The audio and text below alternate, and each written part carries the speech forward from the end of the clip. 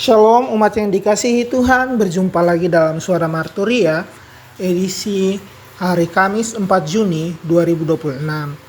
Hari ini kita akan merenungkan firman Tuhan dari kitab Wahyu pasal 2 ayat 18 hingga 29. Tetapi sebelum kita membaca dan merenungkan firman, mari kita bersatu dalam doa.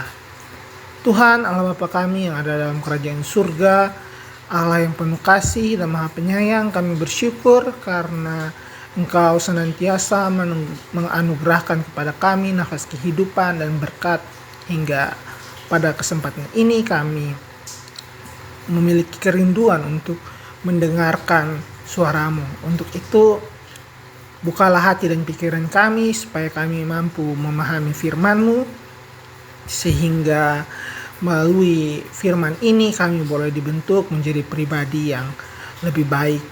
Ajarlah kami untuk melalui firman ini agar kami dapat hidup setia di hadapan-Mu. Di dalam nama Tuhan Yesus kami berdoa. Amin. Kita membaca dari kitab Wahyu pasal 2 ayat 18 hingga 29 di bawah judul perikop kepada jemaat di Tiatira. Dan tuliskanlah kepada malaikat jemaat di Tiatira. Inilah firman anak Allah yang matanya bagaikan nyala api dan kakinya bagaikan tembaga. Aku tahu segala pekerjaanmu, baik kasihmu maupun imanmu, baik pelayananmu maupun ketekunanmu. Aku tahu bahwa pekerjaanmu yang terakhir lebih banyak daripada yang pertama. Tetapi aku mencela engkau karena engkau membiarkan wanita Isabel yang menyebut dirinya Nabiya mengajar dan menyesatkan hamba-hambaku supaya berbuat zina dan makan persembahan-persembahan berhala. Dan aku telah memberikan dia waktu untuk bertobat, tetapi ia tidak mau bertobat dari zinahnya. Lihatlah, aku akan melemparkan dia ke atas ranjang orang sakit, dan mereka yang berbuat zina dengan dia akan kulemparkan ke dalam kesukaran besar, jika mereka tidak bertobat dari perbuatan-perbuatan perempuan itu. Dan anak-anaknya akan kumatikan, dan semua jemaat akan mengetahui bahwa akulah yang menguji batin dan hati orang, dan bahwa aku akan membalaskan kepada kamu setiap orang menurut perbuatannya. Tetapi kepada kamu, yaitu orang-orang lain di Tiatira yang tidak mengikuti ajaran itu dan yang tidak menyelidiki apa yang mereka sebut seluk-beluk iblis, kepada kamu aku berkata, aku tidak mau menanggungkan beban lain kepadamu. Tetapi apa yang ada padamu, peganglah itu sampai aku datang. Dan barang siapa menang dan melaksanakan pekerjaanku sampai kesudahannya, kepadanya akan kukaruniakan kuasa atas bangsa-bangsa. Dan ia akan memerintah mereka dengan tongkat besi. Mereka akan diremukkan seperti tembikar tukang periuk, sama seperti yang kuterima dari Bapakku. Dan kepadanya akan kukaruniakan bintang timur. Siapa bertelinga, hendaklah ia mendengarkan apa yang dikatakan Roh kepada jemaat-jemaat. Demikianlah firman Tuhan. Saudara-saudari, ketika kita membaca surat kepada jemaat di Tiatira, berbeda dengan jemaat yang lain yang langsung ditegur, jemaat Tiatira terlebih dahulu dipuji. Tuhan bilang dia tahu segala pekerjaan jemaat di Tiatira. Tuhan melihat kasih mereka, Tuhan melihat iman dan pelayanan mereka. Maka Tuhan mengatakan bahwa pelayanan mereka semakin berkembang.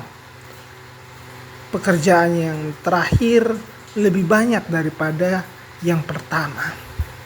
Yang berarti mereka bukan jemaat yang malas. Mereka bukan jemaat yang dingin secara rohani. Mereka bertumbuh, mereka melayani. Tetapi disinilah letak pelajarannya. Ternyata pertumbuhan pelayanan mereka tidak selalu berarti bahwa mereka sehat secara rohani. Mereka semakin sibuk melayani, tetapi juga makin lama sering berkompromi dengan dosa. Ini sama seperti gereja yang semakin aktif, tapi dia kehilangan keberanian untuk membedakan yang benar dan yang salah. Karena itu setelah pujian, Tuhan justru memberikan teguran yang keras. Di ayat 20 Tuhan berkata bahwa jemaat ini membiarkan seorang perempuan yang disebut Isabel menyesatkan umat. Nama Isabel kemungkinan bukan nama asli, melainkan simbol yang mengingatkan kita pada Ratu Isabel dalam Perjanjian Lama yang membawa bangsa Israel kepada penyembahan berhala. Di Tiatira pengaruh serupa muncul kembali. Ajarannya mengajak orang percaya untuk berkompromi dengan nilai-nilai dunia. Yang menarik, Tuhan tidak hanya menegur orang yang mengajarkan kesesatan itu, Tuhan juga menegur jemaat yang membiarkannya. Disinilah pesan penting bagi kita bahwa terkadang dosa bukan hanya soal melakukan yang salah, dosa juga bisa berupa membiarkan yang salah terus berlangsung tanpa keberanian untuk bersikap. Seringkali kita berpikir bahwa toleransi berarti menerima semuanya tanpa batas. Namun kasih yang sejati tidak pernah memisahkan diri dari kebenaran. Tuhan Yesus adalah pribadi yang penuh kasih, tetapi dia juga penuh kebenaran. Karena itu gereja dan orang percaya dipanggil bukan hanya untuk mengasihi, tetapi juga menjaga kemurnian iman. Selanjutnya pada ayat 21 hingga 23, Tuhan menunjukkan kesabarannya. Dia berkata bahwa ia telah memberikan kesempatan kepada Isabel untuk bertobat. Ini memperlihatkan bahwa Tuhan itu punya karakter yang luar biasa. Sebelum dia menghukum, Tuhan terlebih dahulu kasih kesempatan. Sebelum dia menjatuhkan penghakiman, Tuhan terlebih dahulu mengulurkan anugerah. Tapi kasih karunia bukan menjadi alasan dan izin bagi kita untuk terus hidup dalam dosa. Ada saatnya pertobatan itu harus diwujudkan, kesempatan itu harus direspons. Mungkin hari ini Tuhan sudah memberikan kesempatan kepada kita. Mungkin ada area dalam hidup kita yang selama ini kita abaikan dan kita terus berbuat dosa. Mungkin ada kebiasaan yang kita tahu tidak berkenan kepada Tuhan. Mungkin ada kompromi-kompromi yang kita lakukan tiap hari dan itu menjadi bagian dari hidup kita. Firman ini mengingatkan kita bahwa Tuhan melihat semuanya. Kemudian di ayatnya yang ke-24 sampai 25 Tuhan berkata agar mereka memegang apa yang ada pada mereka sampai Tuhan datang. Jadi Tuhan meminta mereka berpegang pada iman yang benar.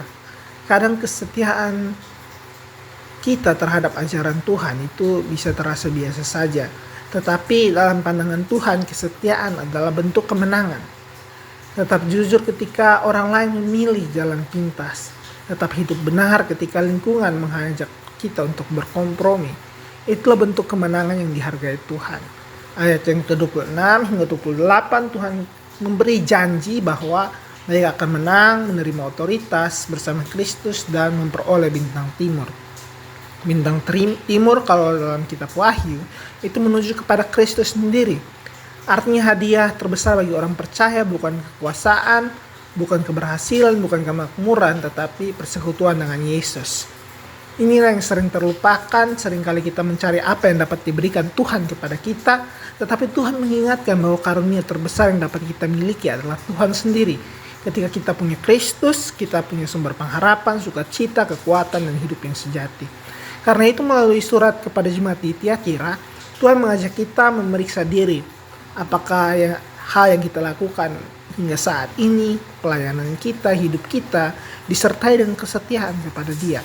Apakah kasih kita berjalan bersama kebenaran? Atau apakah kita masih sering berkompromi dan hidup dalam dosa?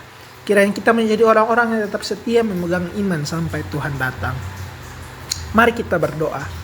Tuhan yang penuh kasih, terima kasih untuk firman-Mu. Engkau mengenal kehidupan kami.